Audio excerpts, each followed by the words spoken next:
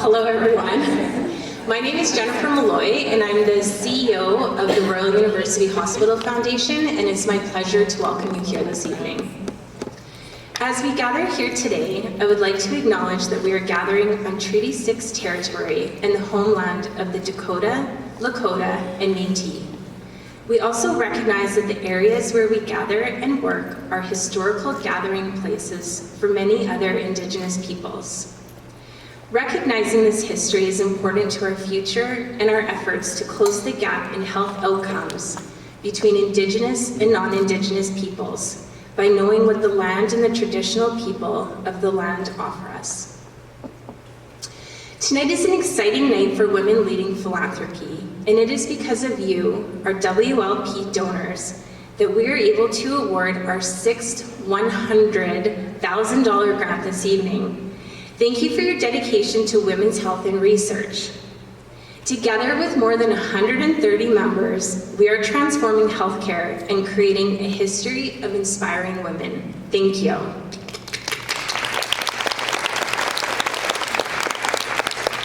I'd like to acknowledge some of our RUH Foundation board members who are in attendance this evening.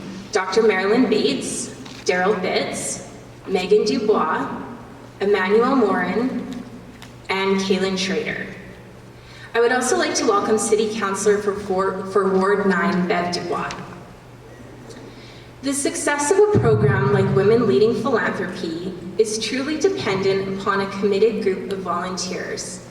And so I would like to gratefully thank the hard work and dedication of our WLP Volunteer Steering Committee members who are working behind the scenes to drive the success of this program. Many thanks to Tracy Brenn, Lisa Collard, Megan Dubois, Chris Gordon, Rachel Kenny, Kayla Lindenbach, Nicole Payne, and Michelle Primo. Thank you very much. And of course, special thanks to our two inspiring MCs this evening, Program Chair Dr. Mary Kinlock, and filling in for our Honorary Chair, Rachel Milkey, is RUH Foundation Board member and WLP Steering Committee member, Megan Dubois. Thank you. And finally, our program would not be possible without the support of our generous sponsors who ensure that 100% of your donation supports research. Very special thanks to MMP, Bayer, Aspen Films, SO Asher, AstraZeneca, Encore Global, D&M Images, Handy Special Events, Hilberg & Berg, and Veralingo. Thank you for your generous support of this program. And now I'd like to turn things over to our MCs, Dr. Kinlock and Megan Dubois. Good evening and welcome to another year of Women Leading Philanthropy. It's hard to believe, but we're heading into our 6th season of WLP. And if I kind of think back over the last 5 years of pitches that we've funded, members that we've had, and the community that we've really built around WLP, it's truly something that's been exceptional to witness. We've had incredible women bring forward projects that have been funded. We've heard of amazing results that have come out of these projects, and we've started to see change actually happen in the healthcare system in Saskatchewan. So I think it's always important for us to just take a moment to celebrate the special things that WLP has been able to bring forward in our community. And I just want to say thank you to everyone who's a member, because it's your dollars that are really making this program successful. And that's what I love about WLP, is the ability to take your own philanthropy dollars in your hands and make change happen right away. And that's what tonight is all about. So tonight you're going to hear some brand new pitches, and I'm so sad that I can't be there in person because every year they just keep getting better. And I know tonight will be no exception, but it's going to be a fun and exciting night. Good luck to all of the pitchers. And like always, I'm going to turn it over to your fabulous host, Dr. Mary Kinlock, who is the co-chair of Women Leading Philanthropy. And tonight she's going to be co-hosting with Megan Dubois, who is from the RUH Board of Directors. So thank you, ladies, and I will turn it over to you. And to everyone, have a fabulous evening. We're going to miss Rachel tonight because she always brings such great spirit, and we know how much the program means to her. But co-emceeing with me tonight is board member and chair, Megan Dubois. So Megan also sits on the WLP steering committee and the Royal University Hospital board, but why don't you tell a little bit about yourself to our donors? Sure, no, it's an honor to be here this evening, and when I heard that I had to fill in for Rachel, that was really big shoes to fill, so I thought it was appropriate to go and purchase some sparkly earrings to really try to channel her energy. So I'm pleased to be here this evening co-emceeing this very exciting event. As Mary mentioned, I have served for just over 1 year as a volunteer board member at the RUH Foundation and as a member of the Women Leading Philanthropy Steering Committee. Professionally, I have worked in communications and public relations in the mining industry for over a decade, and I currently work for Canpotex, Saskatchewan's largest overseas exporter and one of the world's largest exporters of potash. I would like to recognize my fellow RUH Foundation board members and WLP committee members who are in the audience this evening and continue to make a lasting impact through their volunteer efforts and dedication to philanthropy in support of healthcare. I would also like to thank my family and friends for coming out this evening and hopefully becoming new WLP members. No pressure. I am so excited to be here on this grand stage of the TCU Place. I know you will be as inspired as I am by these 3 amazing women physicians presenting tonight in hopes of being awarded the $100,000 WLP grant. As WLP donors tonight, you hold a unique responsibility. You get to make a very important decision, a $100,000 decision that will improve and save lives for women in Saskatchewan. As a donor and WLP steering committee member and guest co-MC, this is a privileged decision I'm honored to make, and I know you are as well.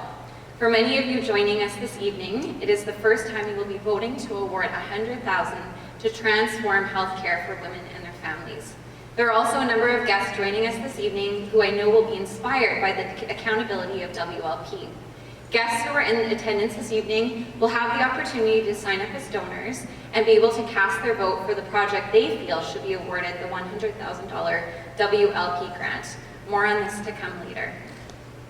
Thanks so much for filling in for our guest MC position. And I know we're going to have a lot of fun tonight, and it's getting more exciting every time we join, because when I look out into the audience and I see so many people that I recognize and I have made friends with over the last 6 years during our journey together in WLP, it just makes it very special to be meeting you over again as we send off another $100,000 to a very deserving project. And so I want to introduce our 3 finalists, but before we do that, I want to tell you a little bit about how we got here. So early on in the year, we sent out a call to female researchers and clinicians at Royal University Hospital, and we asked them to apply for the WLP grant. And once they did that, we convened a peer review committee that consisted of representatives from the medical profession, from the RUH Foundation Volunteer Board, from WLP Steering Committee and business leaders. And then we had a process that went through all the applications with 3 projects being shortlisted to be brought forward for your consideration tonight. And what's most exciting about these brilliant women and the innovation that they're proposing is the courage that they have to be able to do it in front of a group of donors like yourself. The exciting part is that we know that as women in medicine, it is very difficult to get the ear of anyone willing to listen and fund our projects and the good ideas that we have, and how scary it is to be up here. But we all know that the cheerleader crowd that's here, that's helped support all the other projects before them, was the driving force that made it so successful. So I'm excited to have them come up tonight, and I'm excited to introduce them to you. When we empower women, we all benefit. Women, our families, and our entire community. Women Leading Philanthropy continues to inspire me because as a member, I am able to hear firsthand from female researchers and medical practitioners about the work that they are doing to transform healthcare and improve the lives of women who access healthcare at the Royal University Hospital. As someone who does not work in healthcare, this is very meaningful and a unique opportunity. Shortly, each of our 3 finalists will have the opportunity to pitch their innovative project and illustrate how an investment in their work will improve practice and transform healthcare for women. But first, we want to provide an overview of the evening for you. So each of the Women Leading Philanthropy finalists will have the ability and chance to come up here. We're going to discuss their project. There's going to be an introduction, a video, and then a description from the applicant about their project, and then I'll have a Q&A session with them. And if you wanted to make notes, then you can use your new WLP journal to write down some notes that you want to make before the voting starts. Each WLP voting member will have the opportunity to cast a vote electronically during the voting period later on this evening. So if you are a WLP donor, you will have been provided a QR code inside your program or inside your journal that you can scan with your phone's camera to cast your vote. It looks like this. Following the 3 presentations, we will provide instructions on how to place your vote for the project that you would like to receive this year's $100,000 Women Leading Philanthropy Grant. At this time, we will also give guests the opportunity to sign up as WLP donor and have their vote count. While all 3 of these great projects are worthy of funding, only the project receiving the highest number of votes will receive the $100,000 WLP grant. And we also look forward to announcing, after we announce this year's grant recipient, we'll have a presentation update from our 2022 $100,000 grant winner, which is Dr. Sarah Donkers. So the time has come. I'd like to formally announce our 3 finalists for this year's WLP $100,000 grant. So please join me in welcoming to the stage Dr. Alexandra Carter, Dr. Rabia Shahed, and Dr. Meeta Manna.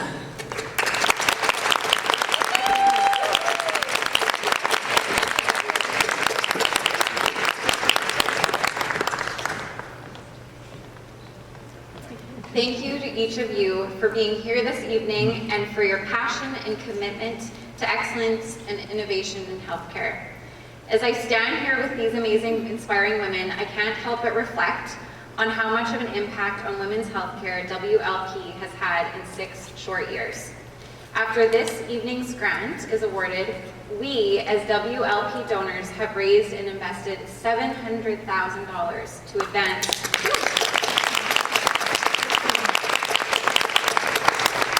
advance women's leadership and healthcare. Thank you. You are making a difference. As each of the applicants present, we want to remind you that they are all worthy of the Women Leading Philanthropy Grant. We know it will be a difficult decision, and many of you may already know what criteria you are going to use to make your decision. But if you are looking for some suggestions, you may want to consider some of the following questions. Is this project innovative? Will it improve care in our community at Royal University Hospital? Is this project relevant to what matters to you, your family, and friends, and for future care in our community at Royal University Hospital? Some of the questions you may ask. So, good luck to you all this evening. Ladies, please welcome our first presenter this evening, Dr. Alexandra Carter. Dr. Carter, Assistant Professor of Neurology, Epilepsy, completed her residency at the University of Saskatchewan and her fellowship at the University of Miami. She is committed to promoting diversity and gender equity in medicine and research. Her research primarily addresses women's epilepsy issues. She is the Saskatchewan Epilepsy Program Medical Director and is excited for the opening of Saskatchewan's inaugural Seizure Investigation Unit. She is a mother of 2 and has a passion for painting. Dr. Carter's project is empowering women and young adults with epilepsy by fostering a culture of holistic wellness. Best of luck, Dr. Carter.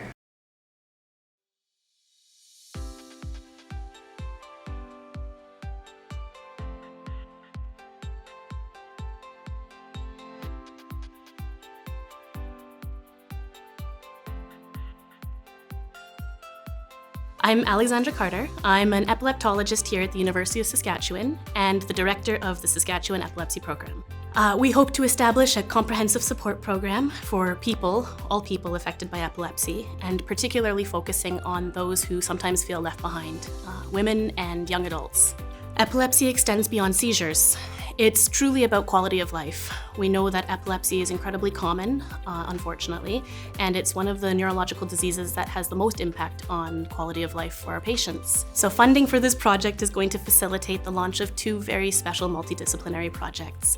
The first is a clinic for young women who are diagnosed with epilepsy, and the second is for young adults who are diagnosed with epilepsy and transitioning from the family-centered pediatric world into our more autonomous adult world. The Integrated Wellness Program is aimed at quality of life entirely. So the professional team will look at treating the epilepsy and the seizures, whereas the Wellness Program is going to help extend that quality of life and give tools to build resiliency. Our goal with this project is to launch two incredibly special multidisciplinary clinics. The first will be a clinic for young women. This clinic will provide a range of benefits, increasing their overall well-being, increasing emotional and mental health, as well as hopefully improving fetal outcomes and pregnancy outcomes. Our team will provide continuous support throughout their pregnancy journey, from preconception to postpartum, treating the underlying diagnosis, as well as helping with lactation support, mental health awareness. A lot of the time, these pregnancies aren't managed as high risk, and that's where we see mortality coming in. This clinic will help to alleviate that. My name is Lori Holland, and I'm 35 years old. I was diagnosed with epilepsy in 2017. In 2018, I became pregnant with my second child. Halfway through the pregnancy, my baby had issues and concerns with the measurements on his brain. These concerns led to a series of ultrasounds, neurologist appointments, family doctor appointments, obstetrician appointments, and many more. It would have been amazing to have a team of doctors and healthcare professionals be together and be able to meet my specific needs. I did not have that at the time, but it would have been an invaluable asset to have. I'm Tara C, and I'll be overseeing the comprehensive integrative wellness program that encompasses all aspects of an individual's life, existing within the safety of the epilepsy program while being physically separate. This is a purposeful choice meant to highlight the goals of wellness and independence with our approach. Our program includes a full lifestyle assessment followed by exercise sessions, Reiki sessions, and lifestyle theory and application sessions designed together to improve sleep, nutrition, physical fitness, and mental health. The program is designed to be holistic, individualized, and sustainable. The transition clinic that I had talked about, that's where we're looking at young adults who have been in this family-centered world of pediatrics where everything is, there for you. We have a lot of resources. And then it's this kind of cold shower when you arrive in the adult world, and all the focus is on independence and autonomy, but for a person with seizures, they may not have that same degree of independence. So we want to be able to build this clinic so that they have a smooth and easy transition for both themselves and their caregivers into this world of adult epilepsy, where we then see the seizures are still going to be safely managed, but we're also helping to teach and prepare for the adult world, so we can have as much independence and quality of life as possible. My son was diagnosed with epilepsy 3 weeks after he moved away to attend university. And he started having his first seizure, and it felt like a stalker had entered his life. For my husband and I, it became our job to protect him from that stalker. Our job was also to try not to smother him and to try to balance having him continue to live the life that he wanted to and not let him be defined by his diagnosis. As president of Epilepsy Saskatoon, I see lots of other people whose lives are immeasurably more difficult than ours is, and they work with complex diet restrictions for their child, which have the ability to change their child's life. They spend hours looking for equipment and resources that will help their child engage with the world. By necessity, they become strong advocates for their child in both the healthcare and the school systems. These people are amazing and really need some advocacy and support. Today, we stand before you at Women Leading Philanthropy, humbly seeking your support to make our vision a reality. Together, we can transform lives, offering hope and healing to those who need it most.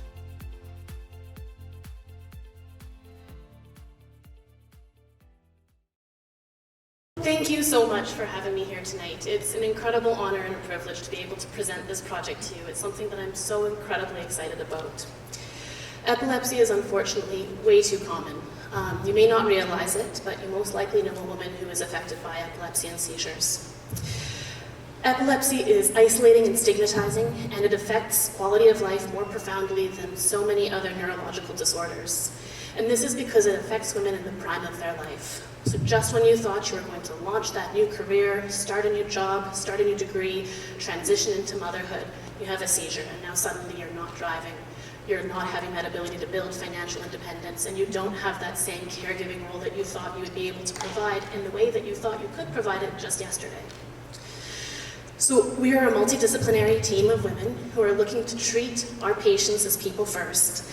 We're hoping to integrate the wellness program and our social worker to prioritize holistic and preventative medicine. So why do we need a women with epilepsy clinic in the first place? So this becomes the punchline of a lot of jokes. It's because we're complex and we have hormones. So you think about all those times where hormones get out of whack, and that is the time that we need to support our women with epilepsy more. So in pregnancy, hormones, they affect our seizure medications and our seizure frequency, and that feeds back and affects our hormone levels as well. In pregnancy, time is of the essence. I need to be able to plan as long as I can to get mom on the safest medication to have the best control of seizures that we're able to. There's catamenial epilepsy. Those are seizures that happen with your menstrual period. Of course, why not? Just makes it that much better. And then finally, menopause, right? Just when you thought things were going to settle down, now hormones are fluctuating wildly. We can't predict what they're going to do. And this leads to a significant degree of unpredictability with our seizures, unfortunately, as well. So all of these milestones in a woman's life are times that we need to be able to provide that multidisciplinary support just a little bit more. Why the transition clinic? We know that transition clinics are gold standard, but unfortunately they're not here in Saskatchewan yet. That's not just for seizures and epilepsy, that's for many chronic conditions that require care as we move forward into the adult world. As young adults come to this milestone where they're moving from that family-centered pediatric world into independent adult medicine, we want to celebrate that with them, but it's scary. And it's not just scary for them, it's scary for their caregivers as well. When you look at the research, 80 to 90% of caregivers are mothers. Those mothers have been dedicated to refilling medications, tracking seizures, making sure their child has the advocacy that they need within the school system and the healthcare system. And then suddenly it evaporates. You're in adult medicine and there's nothing there. So we want to be able to provide that safety and the reassurance that our team is in fact there for them, behind them every step of the way. We can't forget about the mothers either though, because so often our healthcare system neglects caregivers and they become invisible patients within the system. This is why we want to include our caregivers within the integrated wellness program in order to empower them to take those steps to build resiliency so that they have that increased capacity to live their best lives while also caring for their adult child with epilepsy. This is what the funding will directly support. That will be the integrated wellness program as well as our social worker. And without those two aspects, those are the aspects that make this proposal just so special and so different from a lot of other proposals that I've seen in the literature. We want to move the narrative away from illness and towards wellness. Tara's role as our exercise and wellness expert is to focus on maximizing quality of life. And she'll do that by building an individualized, sustainable program with each person she works with, looking at exercise, nutrition, sleep, physical, spiritual, mental wellness, and being able to use those tools to empower women to take control of their own healthcare journeys, moving forward in their lives, that they can then do better. We know that this should also improve medical outcomes. We know that patients with epilepsy tend to be more sedentary, which leads to more comorbidities. They're more vulnerable to stress and to seizures, which in turn leads to worse seizures. So if we're able to control these variables, we should be able to have better medical outcomes, and then this should be able to prove that this is cost effective and something that we should then take and expand to the rest of the Saskatchewan Epilepsy Program. Our social worker will empower women to build social supports and community supports that she'll be able to access outside of the context of our program. Importantly, they will liaise with Epilepsy Saskatoon, our patient advocacy group, and this will just again widen that network of support. This is a crucial moment. We just launched the seizure investigation unit, so inpatients are hopefully taken care of on the right track, but now we cannot forget about our outpatients. These are particularly vulnerable populations, and that is why I'm asking you today to see this vision with me, and hopefully with your help, we'll be able to launch this very special clinic and be able to destigmatize epilepsy one day at a time for women in Saskatchewan. Thank you.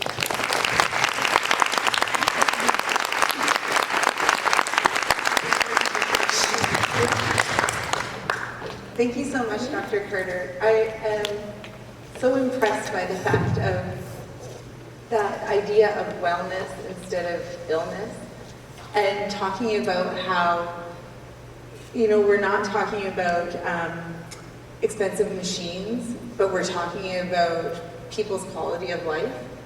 Can you tell us a little bit about the medical outcomes that you're looking to measure during this project? Absolutely. That's kind of the running joke with this project, is because we are tracking so many metrics. Okay. Oh my goodness. So we're looking at seizure frequency. We're looking at, so within the integrated wellness program, we're looking at how many minutes do you exercise within a day, a week, a year. What is your sleep like? Do you have a good night's sleep? Does that lead to worse seizures? Nutrition, trying to optimize that. And then as well, coming back, those are the lifestyle theory and application assessments that Tara was referencing in the video, and that will help to kind of build these sustainable programs.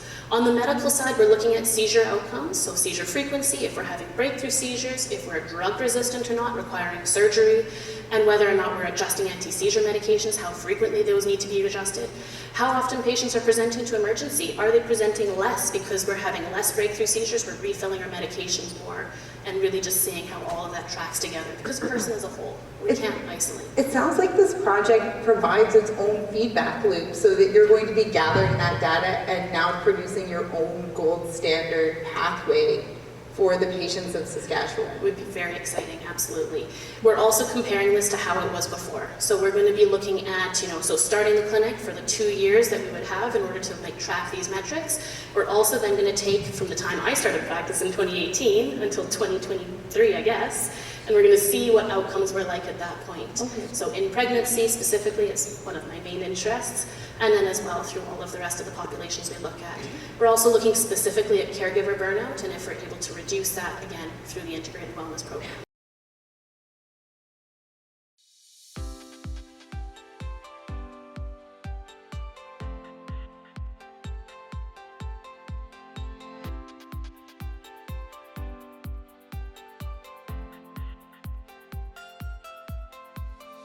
I am Dr. Rabia Shahid.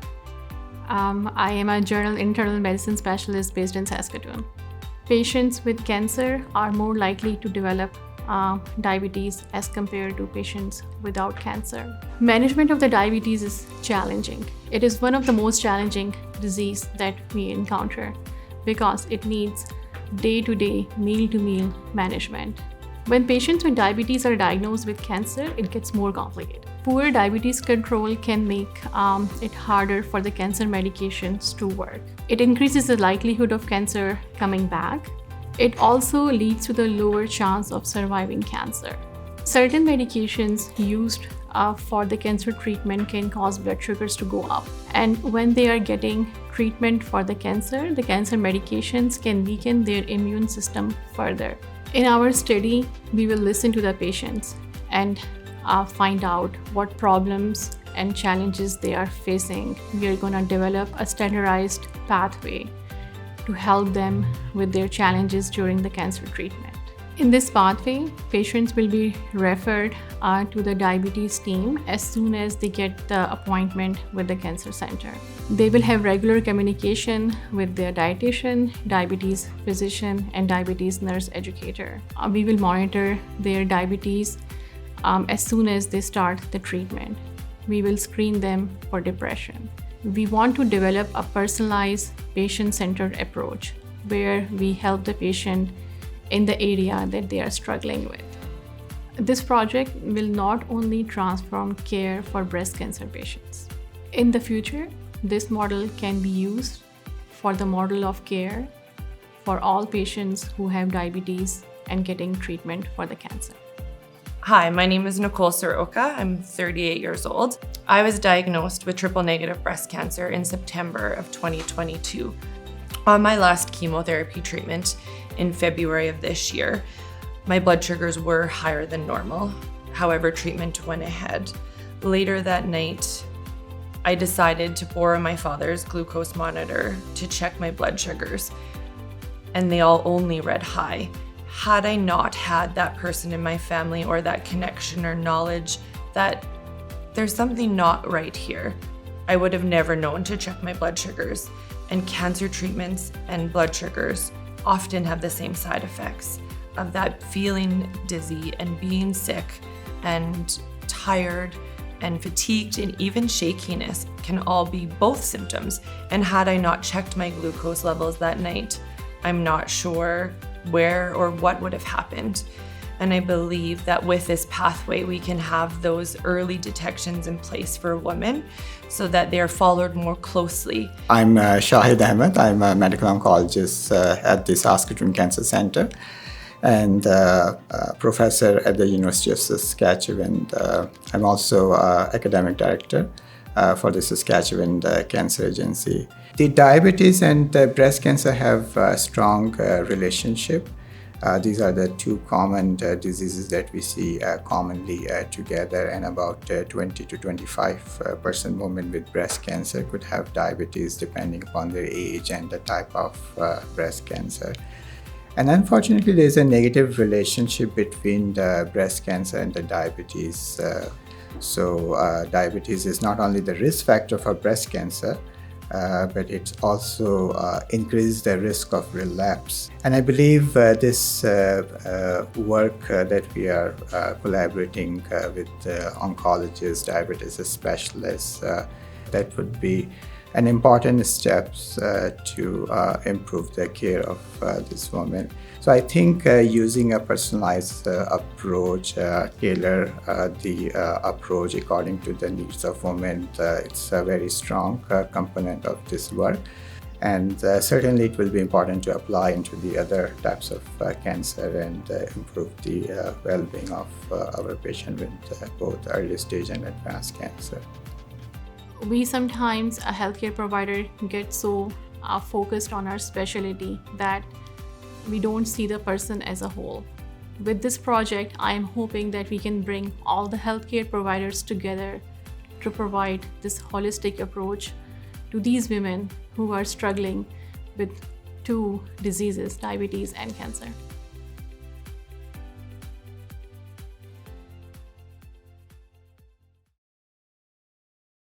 To everyone who made this video possible. I wanted to dress up like you as well for this beautiful evening, but I am coming directly from the hospital and didn't have time to go and change. This project is something that has been on my mind for a while, and thank you to all of you and WLP for giving me this opportunity to present it here. Did you know that almost 1 in 5 people with cancer also have diabetes? And women who have breast cancer and diabetes are 30 to 50% more likely to die within the next 10 years after the diagnosis of diabetes as compared to women who only have breast cancer and not diabetes. It doesn't have to be this way. It needs to be changed, and it can be changed. When women are diagnosed with diabetes and when women with diabetes are diagnosed with breast cancer, everyone sees cancer as an imminent threat to their lives. And the management of the diabetes goes on the back seat. We need to proactively manage diabetes and cancer together. Imagine juggling diabetes care while battling cancer. It is like trying to ride 2 roller coasters at a time. Sugars get higher during the cancer treatment. Women who do not have a history of diabetes like Nicole, they can develop diabetes during the cancer treatment. High sugars make them more prone to have infection, more hospital admission, more hospital visits, make the treatment of the cancer difficult, and also make the cancer cells more resistant to the treatment. They may also get the less effective treatment, as cancer doctors are often worried about the side effects in the context of the diabetes. So, what do we have in the system right now to support these women with the complex need? Even though we have learned that having diabetes and cancer together can make treatment tougher and can affect how long someone lives, there hasn't been much research on that. Most of the diabetes guidelines do not say how to help the patients with diabetes when they are getting the treatment for the cancer. Currently, when the women are starting treatment for cancer, their diabetes control is not assessed before the treatment starts or during their cancer treatment. Nobody knows what to do when the sugars go up. Actually, the management of the diabetes is not even the priority as it is a diagnosis of the cancer. So what our project is going to do? We are making a plan to make sure that women get the right care at every step. First, we want to understand the problems these women are facing. We are going to do it by learning from women, by doing one-to-one interview.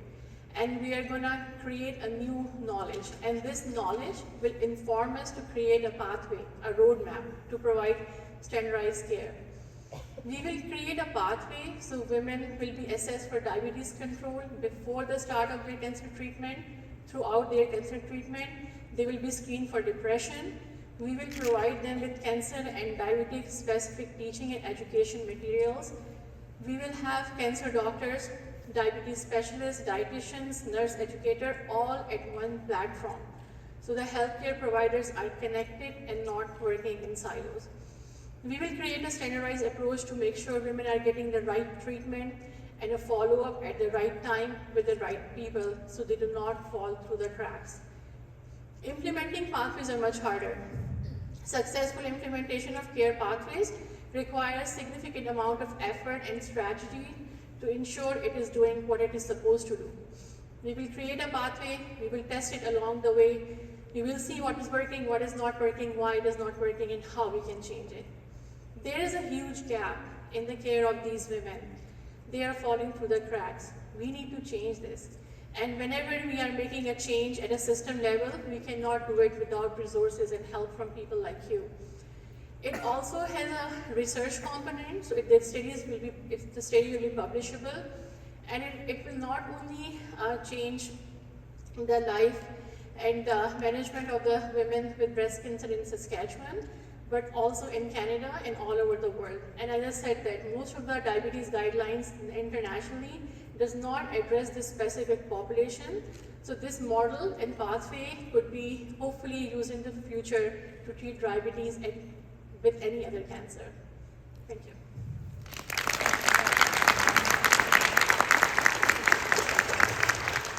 So I think that this idea of a clinical pathway is probably something of a new concept here. And I know one thing about Dr. Shahi is also that she has taken the clinical quality improvement program that's offered within the SHA, which is a 10-month program to help learn how to improve quality within the system. So I'm wondering if you can talk a little bit about how something like a pathway can also improve quality as well too. Okay, so currently what is happening is that we all healthcare providers are working in silos, but people who have multiple medical issues, they sometimes do not get the connected care. So pathways are basically connecting all the healthcare providers and the healthcare system, so they are working at the one platform. So pathways basically is a standardized way to make sure women or people are getting the treatment, whatever treatment they need it, and when they need it, and where they need it. So it reduces the variation in the system and also the healthcare provider practices. Yeah, because I mean, there's only one of you, and we need to make sure that you're available to everybody. So if you're not available right that day, that they have the understanding of what the best care is going to be, even in your absence. But I'm wondering if you have like maybe a specific example from your practice that you can share of how it might change for somebody. So, we know pathways work. As Mary was saying that when I did the CQIP, we created a pathway to reduce the unnecessary investigation before surgery. It worked, and it has been working now as well. It is ongoing. And just to give you the real-time example of what is happening right now, the cancer doctor who you saw in the video is my husband. And that's how this project came into effect, from our coffee talks and from our dinner talks, that we need to do something for these patients. And he was just on call last week, and on Wednesday night, he had a call in the middle of the night, and when I asked him what was the call about, he said, there was a patient with not the breast cancer, the colon cancer, and there was no diagnosis of diabetes before, but during the treatment, patient got diabetes, and now the patient is in the emergency room with diabetic ketoacidosis, which is a life-threatening complication of diabetes. Nicole had someone who has diabetes at her home, so she has the understanding. Unfortunately, if she would not have that understanding of diabetes or would not have access to the glucose meter, she probably would have end up in the hospital with the same complication. Right. Oh, it's very serious. Thank you for bringing light to that. So if you were to leave the audience with one final word about why you think that they should vote for your project, what would it be? So voting for this project means voting for the women who are struggling with like 2 serious medical conditions, diabetes and cancer. We need to change this and we need to make it happen now. It has been delayed already. We cannot wait any further. If I don't get the grant today, we will look for other funding resources, but it's gonna delay the care and women like Nicole will keep struggling in the system. Thank you so much, Dr. Shaliz. Thank you so much. I am pleased to welcome our last finalist of the evening, Dr. Meeta Manna. Dr. Manna is a medical oncologist at the Saskatchewan Cancer Agency in Saskatoon, an associate professor within the Department of Medicine at the University of Saskatchewan. Her main areas of clinical focus include breast and thoracic malignancies. She's the Provincial Disease Site Group Chair for breast malignancies and is the site lead for the Canadian Cooperative Trials Group. Other areas of interest include medical education and patient advocacy. Dr. Manna's project is Advancing Precision Medicine for Breast and Ovarian Cancer Patients through Mainstream Genetic Testing, a pilot program in Saskatchewan. Best of luck, Dr. Manna.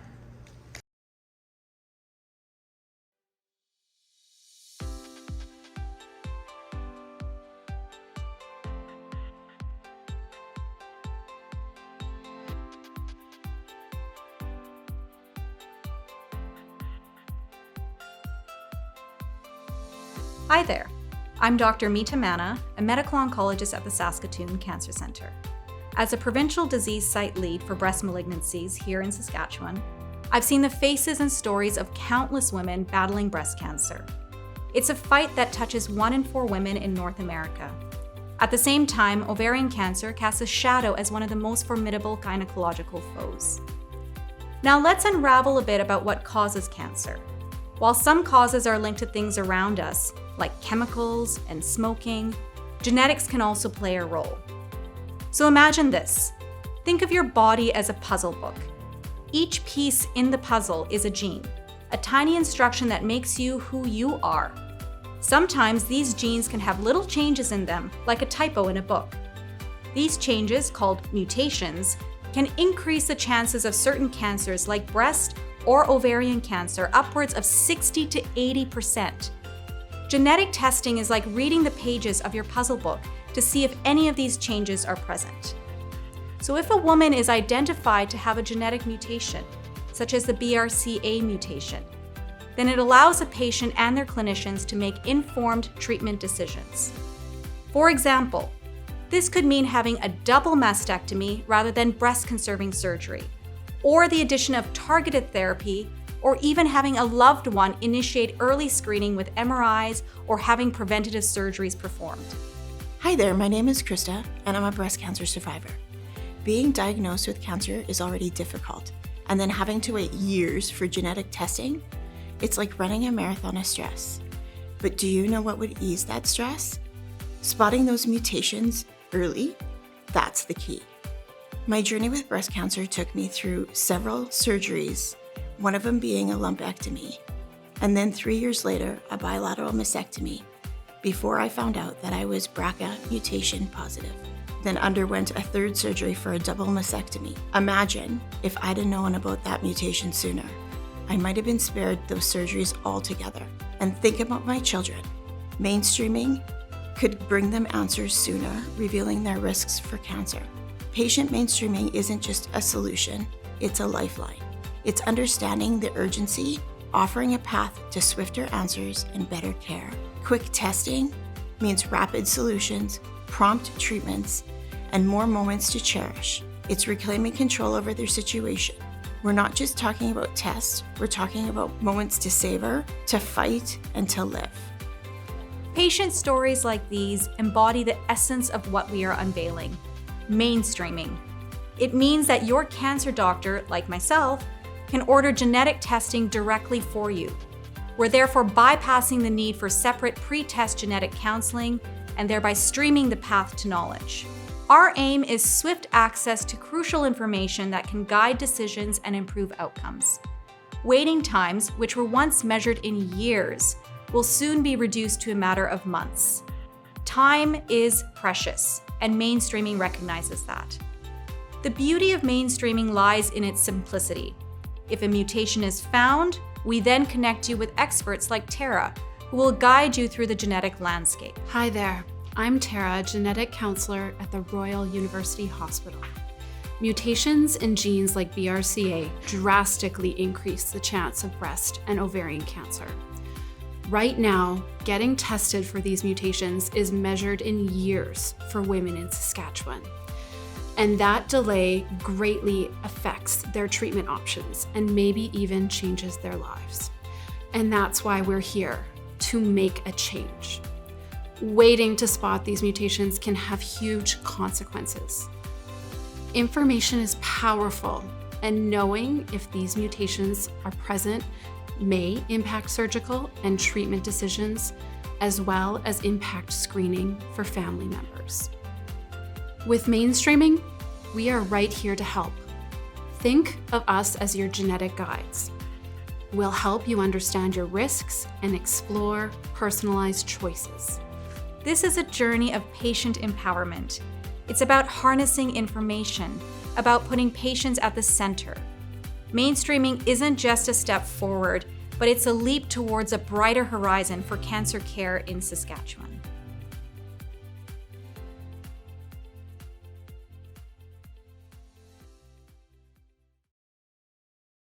Thank you for giving us the opportunity to be here tonight. I would like to take you on a journey, one that envisions a future where a cancer diagnosis is a roadmap to making informed choices, where getting genetic testing isn't just a distant hope, but a powerful reality.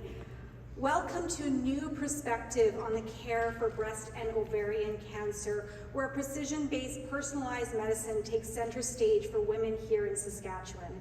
As you've seen here, my name is Meeta Manna, and I am a medical oncologist at the Saskatoon Cancer Centre.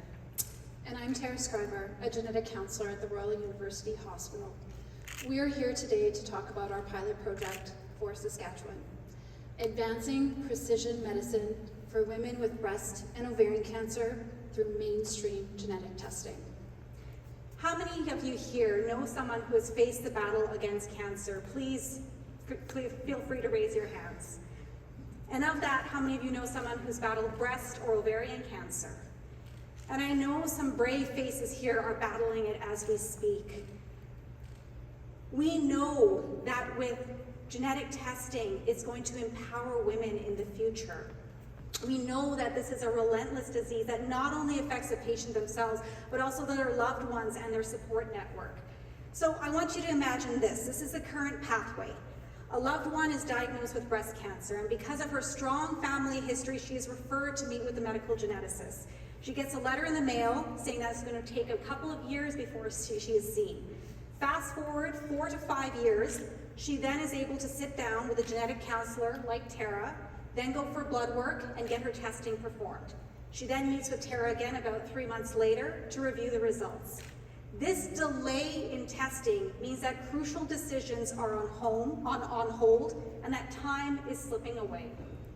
So think about if we could tell you about this revolutionary idea, mainstreaming, which really has the potential to change this landscape. What we can see is that your cancer doctor, like Meeta, could arrange this testing, provide you with the requisition, thereby bypassing individuals like myself. This could reduce that wait time from 5 years to months. Now, think of it, you're also going to be seeing individuals that don't even need to meet with the genetics team. Only those individuals that are positive or have a genetic cause for their cancer found then need to meet with us. No more wondering, no more waiting. And this has a domino effect for that individual. They can make informed choices about their current cancer. They can also potentially access targeted therapies, ones that they're not eligible for without a genetic test result. And we might also find out that they're at increased risk for other cancers, ones we wouldn't know to watch out for without this result. But not only that, it affects families. It could potentially mean that their mothers, their sisters, their daughters, even their brothers, and could potentially be at risk for this, and potentially need to have testing themselves, and find out that yes, you do need screening. This needs to be done in a timely manner. Now, we have partnered with oncologists, with surgeons, with genetic experts across Saskatchewan to make this a reality.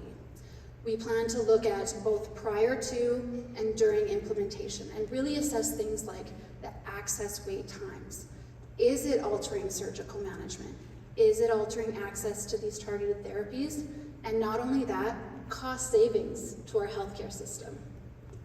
So mainstreaming has already been implemented in several provinces across Canada and should be the standard of care here in Saskatchewan. In BC, we've already seen increased rates of testing soaring from 50 to 90% in women with ovarian cancer. And so by removing these barriers, we know that more women are accessing the powerful knowledge of genetic testing. And with your generous support, we can make this happen here in Saskatchewan. We, the women of Saskatchewan, deserve the best cancer care. Yes, there'll be an initial influx of testing, but we aim to reach a steady state to make this program sustainable. We also aim to elevate the program so that we can expand the criteria so that more women are eligible to undergo testing. If you can imagine it, mainstreaming could become a reality. Imagine timely access to care where patients can obtain critical information to make informed treatment decisions. Imagine improving patient outcomes and saving lives. As Dr. King stated, no woman with a BRCA mutation should ever die from breast or ovarian cancer. It is completely preventable and unnecessary. Thank you for your time.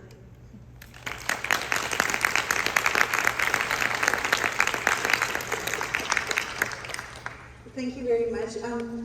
Would you guys mind highlighting a little bit about what are those barriers right now? Like, why can't we do mainstreaming without a WLP donor-funded grant? Thank you for that. So this really shines the light of the importance of what we need to bring here to Saskatchewan. And there are, unfortunately, barriers in healthcare. And with funding, it allows us to essentially implement this pathway. It allows us to initiate the ordering system where we can actually bypass having a genetic counselor meet with the patient in advance. And it highlights also the essence of a human resources limitation. There aren't enough TARAs or genetic counselors to meet with all of these patients who are being referred, and so it subsequently leads to delays. So by implementing this pathway, we are then able to order the test right off the bat, and then only selecting those who are positive to then meet with TARA. So it really sort of flushes out those tests that might not need to meet with a genetic counselor. Yeah. And so the funding really helps kickstart the program. Well, I'm sure you guys need training. Yes, yes. We need training, we need infrastructure, we need lab test costs as well, because a lab will have to also be running an influx of tests as well. You're getting a big bump. We are going to get an increased bump, so we're not only going to be testing, the women who are actively enrolled, but those who are also currently on the wait list, who have been waiting, 4 or 5 years and don't know. And if they're still registered with the Cancer Agency, we're going to look back and contact them as well. So there will be an increased influx of testing. So we need to help support our resources. And then we will, once, as I mentioned, reach a steady state of testing where then it will become more sustainable moving forward. Because originally I thought, well, why would Tara want somebody else to do her job? But it sounds like you're only going to then be needing to see the patients that actually need to be seen by the genetic counselor. Correct. It's a more appropriate reallocation of resources. So we would then be seeing those individuals that have a genetic cause found, be able to educate them more precisely, and then do the cascade testing in those families for individuals that don't even know they're at higher risk. So it's really a reallocation of a really limited resource. So if you could give a final word to the donors here tonight, what would you say to them to have them vote for your program? So I think we've highlighted that this is an essential program that we need in Saskatchewan to bring us up to the standard of care across the country, but we also want to elevate it a little bit more and make it unique by expanding the criteria, as there's other guidelines we know out there, to expand testing for all triple-negative breast cancer patients, not just by age limitations. We know that this is also going to help with our health cost savings. So not only will it help free up resources from the genetic standpoint, but if we're able to identify someone who's at higher risk of cancer and prevent cancer in the future, it's also going to help the healthcare system in terms of preventative strategies. So we're not having to go through multiple treatments and surgeries down the road. We're actually identifying it earlier on. So I think this is going to impact patients who are currently battling cancer, but also their family members and loved ones as well. Thank you so much. Perfect. Thank you. Thank you, Dr. Carter, Dr. Shahed, and Dr. Mana. This has been a remarkable evening, and I'm so impressed with the caliber of talent and energy we've witnessed. I am blown away by the sophistication of each of your projects. And as someone who works in communication, I loved how you were able to articulate the impact so well for those of us, like myself, who are not in the medical field. So we know that the process of women leading philanthropy is different than any other granting process. But what I really want to highlight about these three remarkable physicians is what they told us about tonight, is that it's about multidisciplinary care, it's about seeing the patient as a whole, and it's about trying to get them the right answers that they need at the right time. I just can't underestimate how different this is than any other funding opportunity that we've seen, because usually it's just an application for funds, it goes into a black box, there's no back and forth, and there's a decision made. And with most foundation events, there's looking to be donors that want to write a check and walk away. But with our donor pool tonight, you not only are able to fund and make a reality for one of these transformative projects, but you get to come on the journey to see how it actually transforms patient care. So with that, and our token of appreciation, we want to present to you tonight something special from Rachel and Hilberg and Burke, and we have those for you. Here.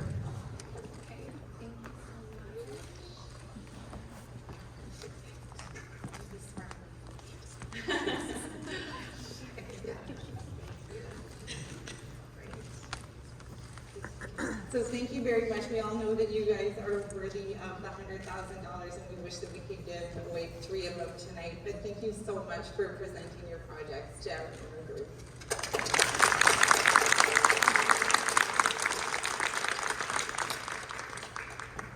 So I know that you're anxious to cast your votes after hearing those amazing presentations, but before we do that, we also want to make a draw to one of our donors for a door prize winner. So each of you have been entered in to win a beautiful pair of sparkle hoops and a sparkle necklace that you would have seen at the entranceway when you came in. And thanks to Hilberg and Burke for this amazing prize. Do you want to draw it, Megan? Sure. Yeah, you go ahead. Can't be Vicky. Yeah. Let's make sure it's on. Yeah. Okay. All right. So the winner is Nicolette Sinclair. Yeah.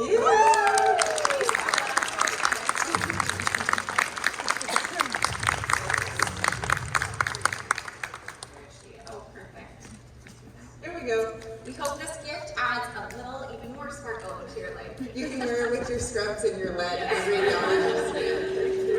Most of you don't know that Nicolette's an interventional radiologist.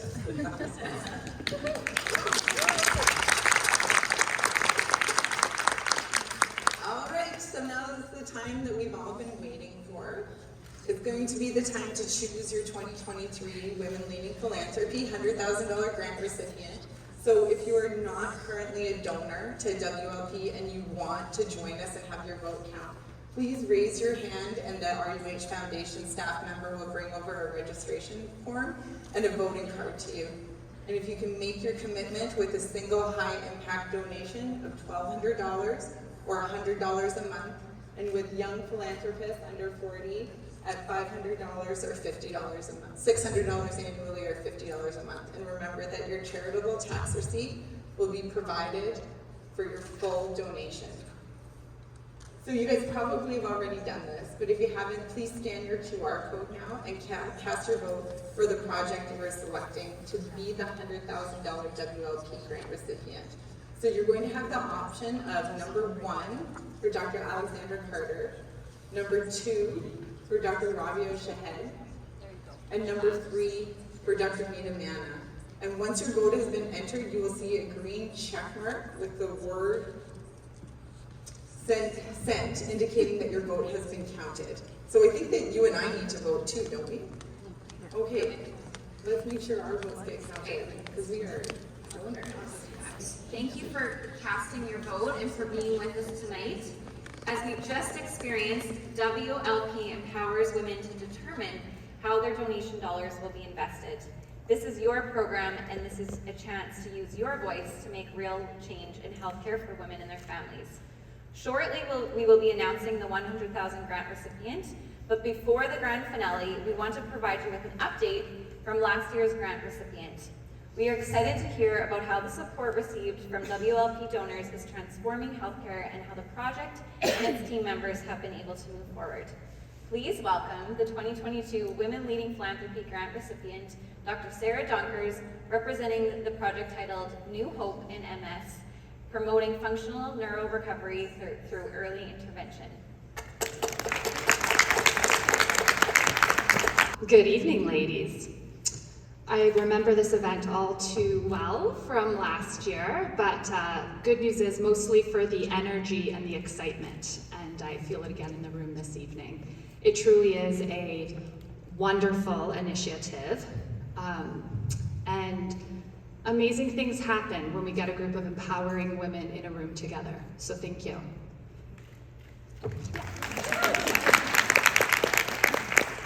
Even the cat lovers. Thank you to the RUH Foundation, and of course to the donors. From the moment you're invited to be able to submit an application and shortlisted for the application, the RUH Foundation and their team are amazing, and you truly feel supported throughout the entire period. And then when you're pitching, even before you know who's selected, it's really empowering just to be up here, and it's at first nerve-wracking, but then very, very comforting. So empowering is the word that always comes to mind. So thank you to the RUH Foundation. My project was in multiple sclerosis, and our team has been very busy, and research always happens with a team, and this project especially. So I have to thank Lois Miller, who has brought her lived experience to the project, Hannah Salapa, who couldn't be here tonight, but is a remarkable young neuroscientist who led all of the blood analysis and cellular component of the project. And she's very dedicated to MS and is truly going to have a role in advancing MS care in research for years to come. Thank you to the MS Clinic for their neurologists, physiatrists, and nurses who are always willing to collaborate. And of course to Dr. Michael Levin, who's the chair of our MS research, Saskatchewan MS research. Our project had two main focuses. We wanted to do a research study and provide opportunity to focus on a neurorecovery approach to rehab. So we were able to target women who don't usually get comprehensive care or referred to this comprehensive care early in the diagnosis. And then the other part of our project was to look for blood-based biomarkers of progression. So just a quick background on multiple sclerosis for anybody who hasn't been following the project over the last year. MS is a progressive neurodegenerative condition, and it typically affects young women in the prime of their life. The body's immune system attacks its own brain and spinal cord, and this autoimmune approach leads to some inflammatory damage in the brain. And the pharmacological management has come leaps and bounds in the last 10 years, And thankfully, we are knocking out the inflammation in the immune response, but unfortunately, there's still a neurodegenerative component. So even with our best high efficacy drugs, many women with MS still experience fluctuation in their symptoms, progressive loss of function, and debilitating symptoms that aren't managed by these DMTs, disease-modifying therapies. So that's why our project really tried to emphasize the rehab, the what you can do, the symptom management, empowering women living with MS to have access to gains-oriented or improvement-oriented rehab. And the feedback we've heard so far from the women who have completed the study so far has been great. And the protocol for the rehab that we used is actually being used in other research studies. So we've gone on to receive additional funding from the rehab component. And from the blood-based biomarker component, we're having some really interesting findings. So for those of you in June that were at the update meeting, we split 4 main groups of people with MS based on their functional abilities or limitations due to their MS. And we looked for, through RNA sequencing, so sent the blood work off, got back some results, and A was not much change due to your MS, so early in the disease course or minimal functional impairments. Group B, you're starting to see some mild to moderate changes. Group C was when you're starting to see rapid or more pronounced changes, so probably using a cane or a walker. And then group D was individuals who were already using a wheelchair. And there was a really, really high signal in group C, so anyone's blood we looked at from group C, which showed us something is happening in that RNA sequencing or at that protein expression level in women who are starting to advance or starting to worsen.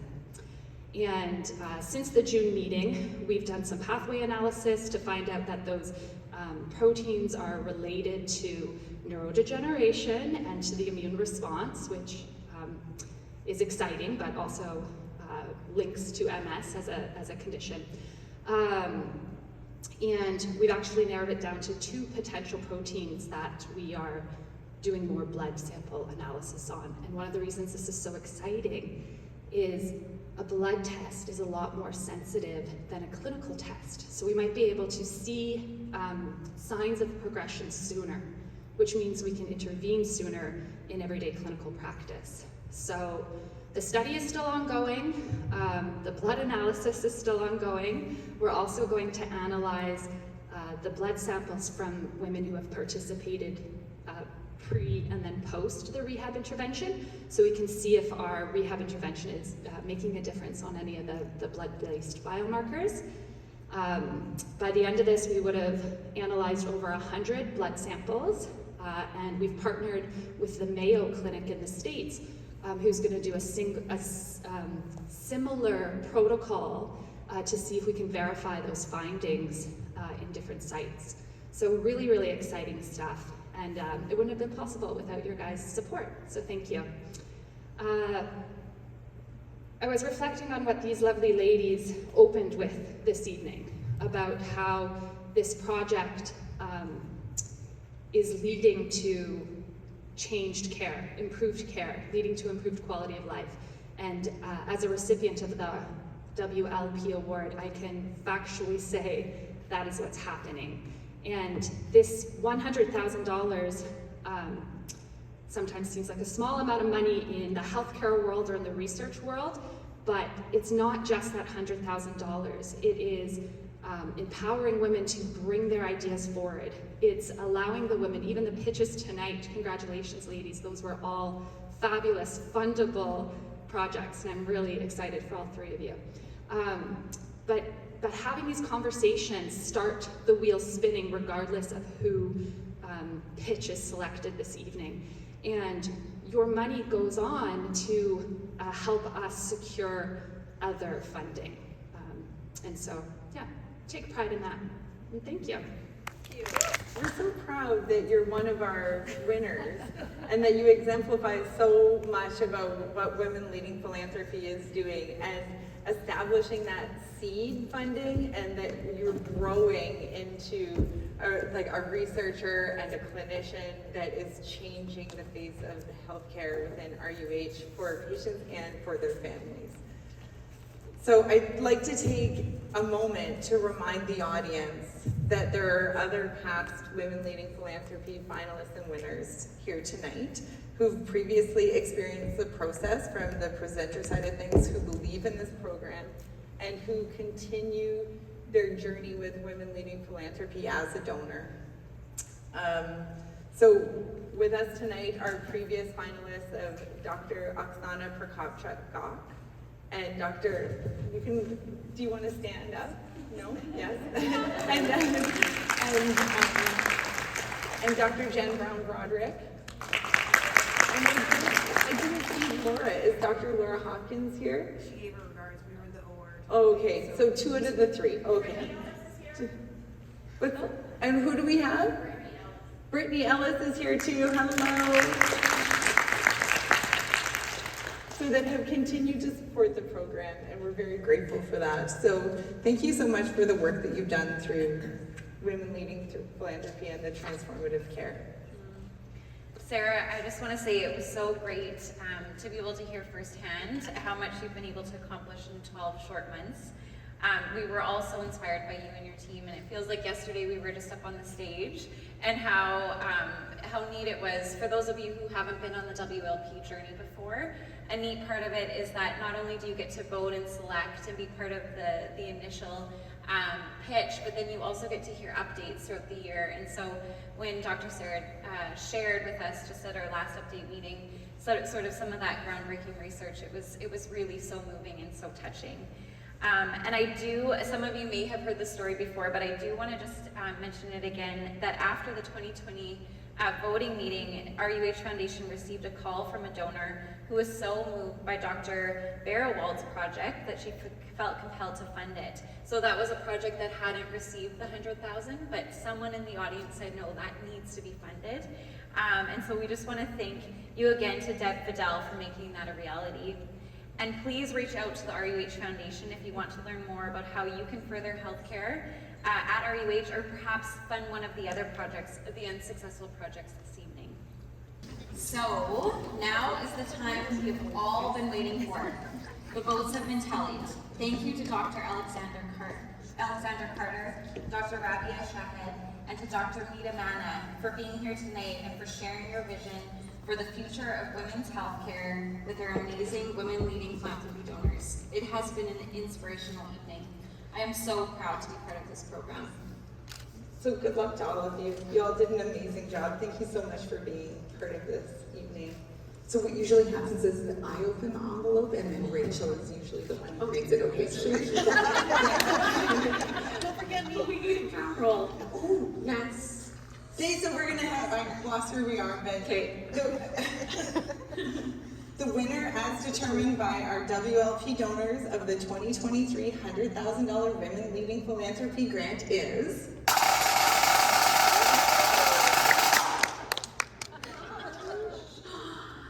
The successful recipient of Royal University Hospital Foundation's $100,000 Women Leading Philanthropy Grant is Dr. Mita Manna.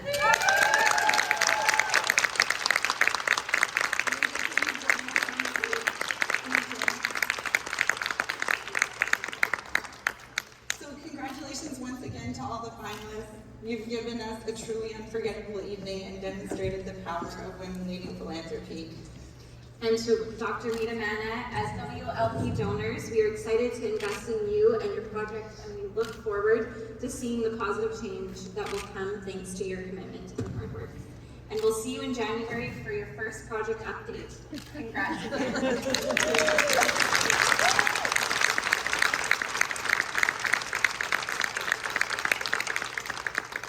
Mita, we know that you're going to continue on the stewardship of this program like the previous winners have done and bring us amazing updates from here. And in January, welcome back to the program. So I'm delighted for you, Tara. I hope that this lessens your load so that you can only see the patients that are needing to come see you. But thank you so much for coming forward, for having the courage to come forward. But now you have a whole group of new friends that are going to be cheering you on.